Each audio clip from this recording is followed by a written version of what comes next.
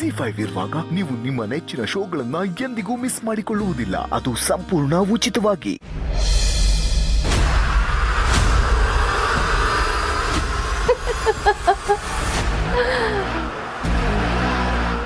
ಅಲ್ಲ, ಈ ಮನೆಯವರೆಲ್ಲ ಶತದಡ್ರ ಅಥವಾ ನಾನು ತುಂಬಾ ಬುದ್ಧಿವಂತೇನಾ ಅಂತ ನನಗೆ ನಿಜವಾಗ್ಲೂ ಕನ್ಫ್ಯೂಸ್ ಆಗ್ತಾ ಇದೆ. ಪಾಪ ಆ ಬಡಪಾಯಿ ಪರಿಮಳನ ಮನೆಗೆ ಕರ್ಕೊಂಬರೋದ್ರಿಂದ ಇಷ್ಟೆಲ್ಲ ಬೆನಿಫಿಟ್ ಸಿಗುತ್ತೆ ಅಂತ ನಾನು ಅನ್ಕೊಂಡೇ ಇರ್ಲಿಲ್ಲ. ಏನು ನನ್ನ ಮೇಲೆ ಎಲ್ರಿಗೂ ನಂಬಿಕೆ ಬರಲಿ ಅಂತ ಅವ್ರನ್ನ ನಮ್ಮನೆ ಕರ್ಕೊಂಬಂದೆ. ಆದ್ರೆ ಇಲ್ಲಿ ಎಲ್ರೂ ಇಷ್ಟೊಂದು ಪ್ರೀತಿ ವಿಶ್ವಾಸ ತೋರಿಸ್ತಾ ಇದ್ದಾರೆ.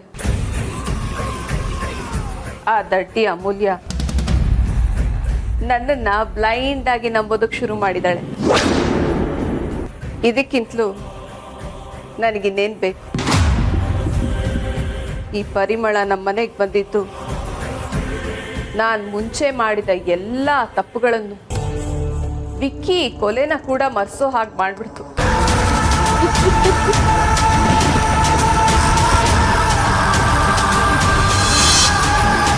ಅಜ್ಜಿ, ಮಂಜು ಮಾವನ ಸಾವಿಗೆ ಬೆಟ್ಟಪ್ಪ ಮಾತ್ರ ಕಾರಣ ಅಲ್ಲ, ಆ ಸುವಾಸಿನೂ ಕಾರಣನೇ.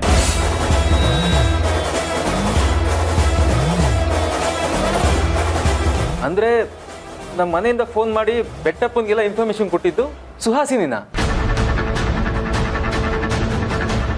ಒಂದು ಸಲ ಎಲ್ಲರೂ ಯೋಚನೆ ಮಾಡಿ, ನಿಮಗೆ ಅರ್ಥ ಆಗುತ್ತೆ. ಈ ನಾಮಕರಣ ಅಂತ ಮಾಡಿದ್ದು ಸುವಾಸಿನಿ ಪ್ಲ್ಯಾನು.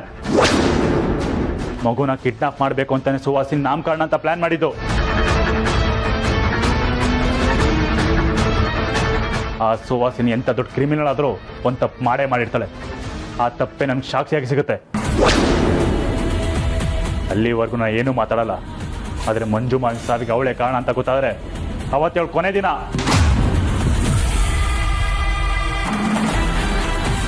ಧ್ರುವ, ನನ್ನನ್ನೇ ಅನುಮಾನ ಪಡ್ತಾ ಇದೆಯಾ? ನನ್ನ ವಿರುದ್ಧ ಸಾಕ್ಷಿ ಹುಡುಕ್ತೀಯಾ? ತೋರಿಸ್ತೀನಿ ಈ ಸುಹಾಸಿನಿ ಏನು ಅಂತ ನಿನಗೆ ಅರ್ಥ ಮಾಡಿಸ್ತೀನಿ.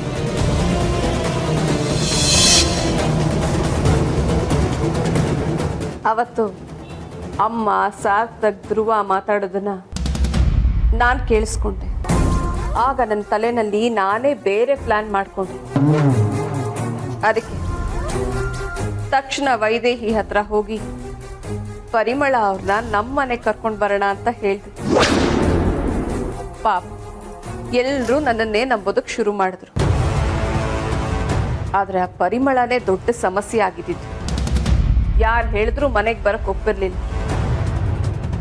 ಅದು ನನಗೆ ಬೆನಿಫಿಟ್ ಆಯಿತು.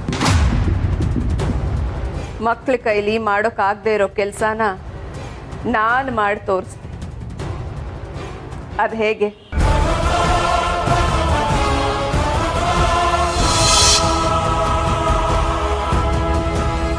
ನೋಡು, ಇವತ್ತು ನೀನು ಪರಿಮಳ ಮನೆಗೆ ಹೋಗ್ಬೇಕು. ಆ ಅಗ್ನಿ ಮತ್ತೆ ಬೆಟ್ಟಪ್ಪನ ಕಡೆ ರೌಡಿ ತರ ಅವ್ರ ಮನೆ ಮೇಲೆ ಕಲ್ಲು ಹೊಡಿಬೇಕು. ಒಬ್ಳೆ ಈ ಮನೆಯಲ್ಲಿ ಹೇಗಿರ್ತೀಯ ಅಂತ ಹೆದರ್ಸ್ಬೇಕು. ಅರ್ಥ ಆಯ್ತಾ? ಸರಿ ಮೇಡಮ್. ನೀನ್ ಏನ್ ಮಾಡ್ತೀಯೋ ಗೊತ್ತಿಲ್ಲ. ನೀನ್ ಹೊಡೆಯೋ ಕಲ್ಲಿಗೆ ಆ ಪರಿಮಳ ಹೆದರಿ ನಾಳೆನೆ ನನ್ನ ಜೊತೆ ನಮ್ಮನೆಗೆ ಬರೋದಕ್ಕೆ ಒಪ್ಕೋಬೇಕು. ಸರಿ ಮೇಡಮ್.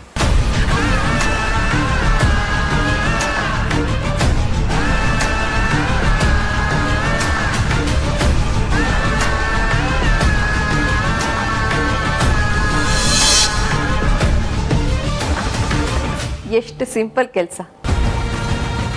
ಆ ಪರಿಯವ್ರ ಮನೆಗೆ ಒಂದು 4 ಕಲ್ಲು ಹೊಡಿಸ್ದೆ, 1-2 ಗಾಜು ಪುಡಿ ಆಯ್ತು ಅಷ್ಟೇ.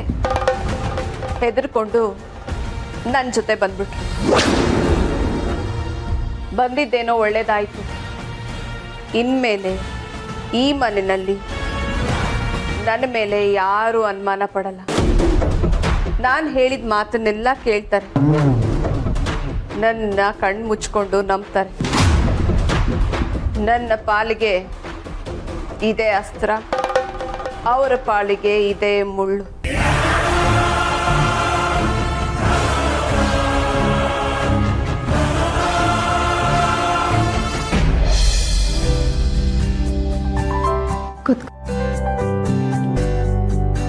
ಅಂಜು, ನನಗಂತೂ ಆಶ್ಚರ್ಯ ಆಗ್ತದೆ ಕಣೆ. ಸುಹಾಸಿನಿ ಅತ್ತನೇ ನಮ್ಮ ಮನೆವರೆಗೂ ಬಂದು ಅಮ್ಮನ ಕನ್ವಿನ್ಸ್ ಮಾಡ್ತಾರೆ ಅಂತ ನಾನು ಅಂದ್ಕೊಂಡೇ ಇರಲಿಲ್ಲ. ಅಲ್ವೇ ಅಂಜು? ಅಮ್ಮ ಬರೋದಕ್ಕೆ ಹೇಗೆ ಒಪ್ಕೊಂಡ್ರು?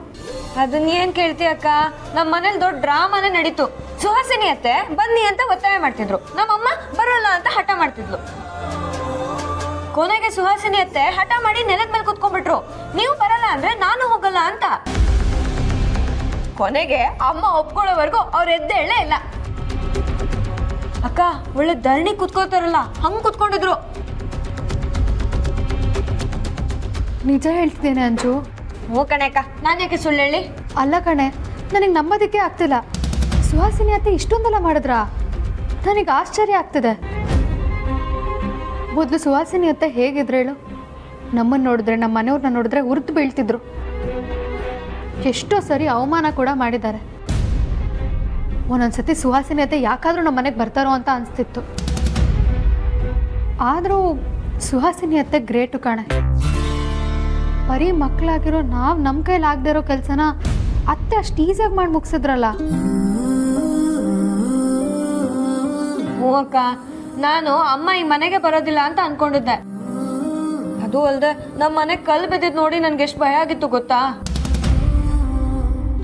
ಏನಪ್ಪ ಇದು ಹೀಗೆಲ್ಲ ಆಗ್ತದೆ, ನಾವ್ ಹೆಂಗಪ್ಪ ಬದುಕೋದು ಅಂತ ಅನ್ಸ್ತಾ ಇತ್ತು. ಸುಹಾಸಿನಿ ಅತ್ತೆ ಮೇಲೆ ಇವತ್ತು ಬೆಳಿಗ್ಗೆವರೆಗೂ ಮನಸ್ಸಿನೆಲ್ಲೋ ಒಂದು ಮೂಲೆಯಲ್ಲಿ ಅನುಮಾನ ಇತ್ತು ಅಂಜು. ಆದರೆ ಯಾವಾಗ ಅಮ್ಮನ ಈ ಮನೆಗೆ ಕರ್ಕೊಂಡು ಬಂದ್ರೋ ಸುಹಾಸಿನಿ ಅತ್ತೆ ಬದಲಾಗಿದ್ದಾರೆ ಅಂತ ಅನಿಸ್ತಿದೆ. ಹೌದು ಕಣೆ, ಅಮ್ಮನ ಕಾಲು ಹೋಗಿದೆ. ಪರವಾಗಿಲ್ಲ ಅಕ್ಕ, ಮೊನ್ನೆಗಿಂತ ಇವತ್ತು ಬೆಟರು. ಊಟ ಎಲ್ಲ ಕಡಿಮೆ ಆಗಿದೆ, ಸ್ವಲ್ಪ ಟ್ವಿಸ್ಟ್ ಆಗಿದೆ. ಇನ್ನು ಸ್ವಲ್ಪ ದಿನದಲ್ಲಿ ಅಮ್ಮ ರಿಕವರ್ ಆಗ್ತಾಳೆ ಅಂತ ಡಾಕ್ಟರ್ ಹೇಳಿದ್ದಾರೆ. ಏನೇ ಆಗಿರಲಿ ಅಂಜು, ಅಮ್ಮ ಈ ಮನೆಗೆ ಬಂದಿದ್ದಕ್ಕೆ ಎಷ್ಟು ನಿರಾಳ ಅನಿಸ್ತಿದೆ ಗೊತ್ತಾ? ಸುಹಾಸಿನಿ ಅತ್ತೆಗೆ ಎಲ್ಲ ಕ್ರೆಡಿಟ್ಸ್. ಅಕ್ಕ, ಅಮ್ಮನ ರೂಮಲ್ಲೇ ಇರೋಣವಾ? ಅಮ್ಮ ಒಬ್ಳೇ ಇದ್ರೆ ಮತ್ತೆ ಅಪ್ಪನ ನೆನಪು ಕಾಡ್ತಾ ಇರುತ್ತೆ. ಹೌದು, ಅದನ್ನು ಅಮ್ಮನ ಜೊತೆಗೆ ಇರಬೇಕು. ಮಂಜು, ನೀನಂತೂ ಯಾವುದೇ ಕಾರಣಕ್ಕೂ ಅಮ್ಮನ ಬಿಟ್ಟು ಎಲ್ಲೂ ಹೋಗಂಗಿಲ್ಲ, ಓಕೆನಾ? ಆಮೇಲೆ ಇನ್ನೊಂದು ಮಾತು, ನೀನೇ ಅಮ್ಮನಿಗೆ ಸಮಾಧಾನ ಮಾಡಬೇಕು. ನೀನೇ ಅಮ್ಮನ ಮುಂದೆ ಅಪ್ಪನ ನೆನ್ಸ್ಕೊಂಡು ಅಳಬಾರ್ದು. ಇಲ್ಲ ಅಕ್ಕ, ನಾನು ಅಳಲ್ಲ. ಅಪ್ಪ ಅಂದ್ರೆ ನನ್ಗೆ ಯಾವಾಗ್ಲೂ ಧೈರ್ಯ. ಎಂಥ ಕಷ್ಟದ ಸಿಚುವೇಶನ್ ಅಲ್ಲಿ ಅಪ್ಪ ನನ್ನ ಪಕ್ಕದಲ್ಲಿದ್ರೆ ಸಾಕು, ತುಂಬಾ ಧೈರ್ಯ ಇರೋದು. ಆದ್ರೆ ಈಗ ಆ ಧೈರ್ಯನೇ ನನ್ನೊಳಗಿದೆ. ಅಪ್ಪ ಎಲ್ಲೂ ಹೋಗಿಲ್ಲ ಅಕ್ಕ, ನನ್ನ ಜೊತೆನೇ ಇದ್ದಾರೆ, ಇಲ್ಲೇ ಇದ್ದಾರೆ.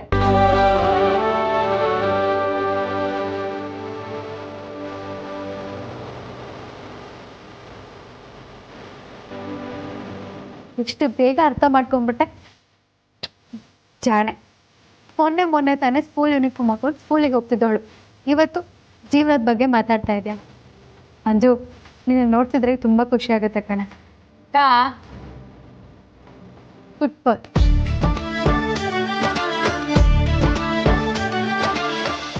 ZEE5 ಆಪ್ ಡೌನ್ಲೋಡ್ ಮಾಡಿ ಎಲ್ಲಾ ಸಂಚಿಕೆಗಳನ್ನು ಸಂಪೂರ್ಣ ಉಚಿತವಾಗಿ ನೋಡಿ.